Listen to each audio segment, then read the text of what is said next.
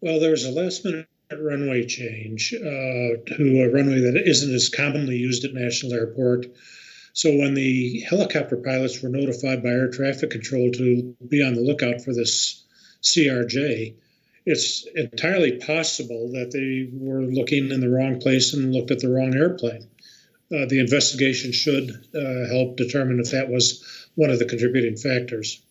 We know that a Bombardier plane, you talked about it, the CRJ, was involved here. I wonder how that plays into the investigation in terms of the airplane manufacturer possibly being involved here as the investigation gets underway. Scott?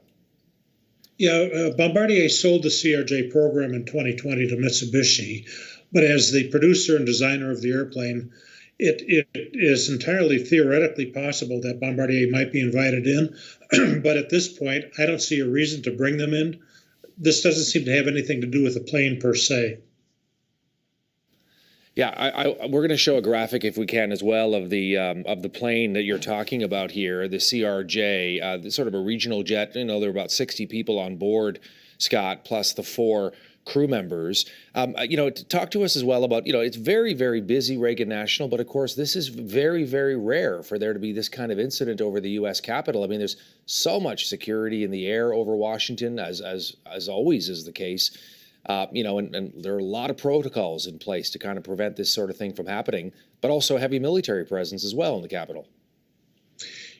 Yeah, there is a great deal of air traffic congestion because there's so much restricted airspace, excuse me, around the Capitol, around the White House, around the monuments, around Andrews Air Force Base, and so on and so on. So there are very few corridors where the airliners, as well as the helicopters from all these military bases, are allowed to go back and forth. That's going to be one of the issues. The nighttime training, I was surprised to hear that they were training at night in this congested airspace. I would have thought that maybe there could be some simulator training.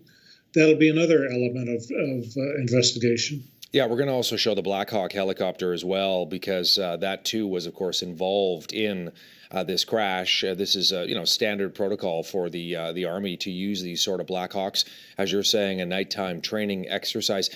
Tell me as well about what an investigation like this will look like, Scott.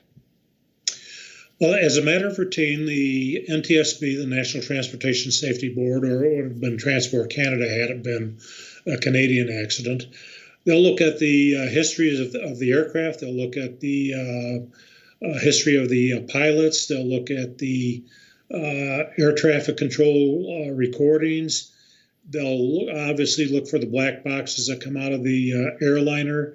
I don't know if the Black Hawk helicopter has any sort of flight data recorder or cockpit voice recorder. If it does, the NTSB would certainly look for those as well.